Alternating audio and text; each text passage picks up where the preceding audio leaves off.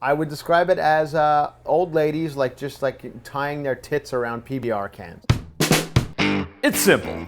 I have a case. It's filled with hundreds of postcards. On the back of each postcard, I've written topics. We pull these cards at random, and then we talk. You grew up in Long Island. Yes. I thought that would make you a Yes. Mets fan. It is. I'm a huge Mets fan. The only reason I'm wearing a Yankee hat is because I buy the hats of every city I'm in, like you buy postcards. Yes. I try to buy the hat of every city I'm in, of the team that I'm. All baseball? Oh, but I'm a huge baseball fan. Where in Long Island are you from?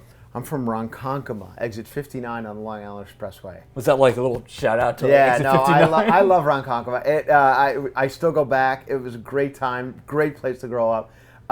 Weirdly, Ronkonkoma doesn't love me back as much as I love it. I feel like, because even my high school has like a wall of fame in my high school, and there's people who are not, and I'm not saying I'm famous, but I've okay for the people in my, you know who's the most famous person from my high school? Did you ever see the movie Grizzly Man? Yes. Did you see the movie? Timothy Treadwell? He went to my Get high the school. fuck The out. guy who was eaten by the bear. Timothy Treadwell, yeah. He went to my high school. So he's probably the most famous. He's and then a couple of good comedians. You could have told me a president No, went to your high no, school, and that would have nobody been like less that. impressive Nothing to me like than that. Timothy Treadwell. But I am not on the Wall of Fame. I'm not. But Grizzly Man is. Grizzly Man is, and some other, and the kid who does magic tricks on True TV. He went to my high school. He's on there. Not me. And then Ronkonkoma doesn't really, I think there should be a street named after me. It's a small town. I always praise it everywhere I go, every TV show, every magazine, every interview I do. Where is it on Long Island? It's right in the center. All right, well, this card is collecting. Do you collect anything? You know, when I was a kid, I was a huge Beatle fan, and I collected tons of Beatle memorabilia. I have great stuff. Recently looked on online, on whatever those sites are, to see how valuable this stuff would be, and it's really not as valuable as I thought it would be. But it's valuable to you. Yeah, but I looked thinking, the fact that I have an original Sgt. Pepper's album might mean something. It's not. It doesn't really mean it. Even like I don't know how well you know the Beatles, but that Yesterday and Today, Baby cover. Right. Even there's only 1,000 of them, I think, and that's only about $400. But I have some good stuff. But I have I have original Hard Day Nights movie tickets and some cool stuff.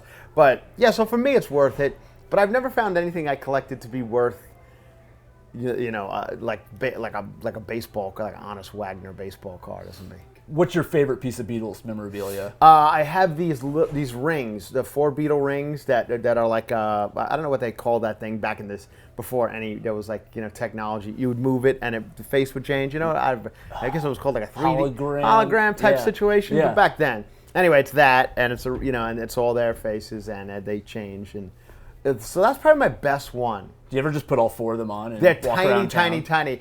I feel like people were smaller back then. Oh, they were? Yeah, everything about like even the clothes. Like if you go to like the Hard Rock Cafe or any of those places where they have rock stars outfits, Yeah. and you look at the people who are back in the 60s and 70s, they're all tiny. Like Robert Plant's pants are this big. Right. It's crazy. Yeah. Like the guy had like a size 22 waist. Comedy and Magic Club. Have you ever been in Hermosa Beach, California? No. It's the best club. It's an amazing club. Anyway, Mike, the owner, he collects a bunch of comedy memorabilia, and it's all around the showroom. So there's stuff and he's got great stuff. Anyway, he has George Carlin's outfit that he wore on the album cover. I forget what Carlin album, but I mean Carlin's pants are Were they the bells? big bell bottoms. Yeah. But his waist is, tiny. Oh, he was tiny. Yeah, like that, tiny. yeah. It's amazing. So anyway, I feel like everybody's much larger now. Like if you go to the Hard Rock in 40 years, it's just going to look like you're at a Ross Dress for Less with everyone's just giant clothes. Was George Carlin one of your guys growing up? As a comedian, I almost hate to say this, but no, he wasn't. Honestly, weirdly now it's a shame to say, but Bill Cosby I was a little more into. Have you met Bill Cosby? I have. I don't know if you saw the picture on my Instagram. Yeah, we've met. We had a very weird meeting a couple of years ago. Oh, why was it weird? Because it was just, I guess talking to other comedians now who've met him as well say that that's always been his kind of thing. Actually, the reason why I guess Hannibal said what he said was because he had a meeting like that with Bill Cosby as well, where Right. he was just he's kind of mean. I don't know if he's joking. It almost seems like he's being tongue-in-cheek. Do people pass it off as just grumpy old man stuff? That's what I passed it off as. Right. This is before I knew any of the stuff that is out Right. now. So he invited Chelsea up to his room. So looking back on it now, you're like, wow, that's weird. So I was with Chelsea, and Chelsea's like, why don't you come up with me to the room, and we'll meet Bill Cosby. So in a way, I was kind of cock-blocking Bill Cosby. I don't know. I don't want to assume anything, you know what I mean? But, knowing now what I know, knowing whatever, I think maybe that was the case. So he really didn't talk to Chelsea all that much. He was just concerned with me and why Getting you the hell out of the room? maybe, but we were there for quite a bit of time, and he was just a grumpy old man, Yeah. So anyway, I don't want to, kick a guy when he's down, but yeah. Anyway, so yeah. Well, this card is sleep. What are your sleep habits? Do you go to bed late? Do you get up early? No, I go to bed late when I'm on the road. Like this weekend here in Atlanta, I will, I'll do shows, and then once the show's over, I'm not a go back to the hotel room guy. I should be, but I'm just not. I've been on the road a lot for a long time, and people always say, aren't you over it? Are you done with going? I was like, no, not really. I'm not. I like, after the show's over, to go out and have a couple of drinks. I don't necessarily need to go to a club anymore. Right. I used to go to places like opera and that kind of shit. You went to opera? Oh, yeah. In Atlanta, that's a with place. With Chelsea Handler a couple of years ago. Chelsea and I played the Fox Theater about 2 years ago. And we were staying right, I think it's Ritz-Carlton or whatever, right, kind of close here. Okay, anyway, yeah. we went to opera one night. I've gone back since. It's a giant club. I don't need that anymore. Those days are over. But I still like to go to a bar after the show's over, hang out, have a drink. When you and Chelsea were in town, did you guys go to the Claremont?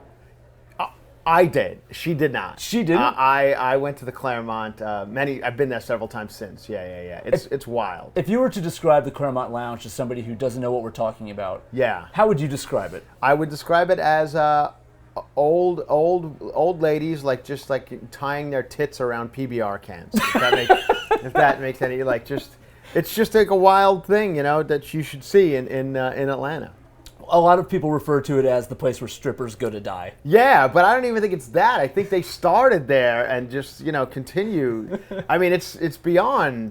Yeah, whatever. It's something to see. If you're here, go. My only issue with Atlanta, and I love Atlanta, is why do you people still smoke in bars? I mean, come on, that is so backwoods, man. I mean, being from California, I don't think you can smoke anywhere anymore, and most places. It's still amazing to me. Going out last night, I went out to several places, and people are smoking inside. It's crazy. This is 2016. Stop smoking. Whoever's the governor or in charge of this shit, Jimmy Carter, whoever, stop smoking in bars like the rest of the fucking world.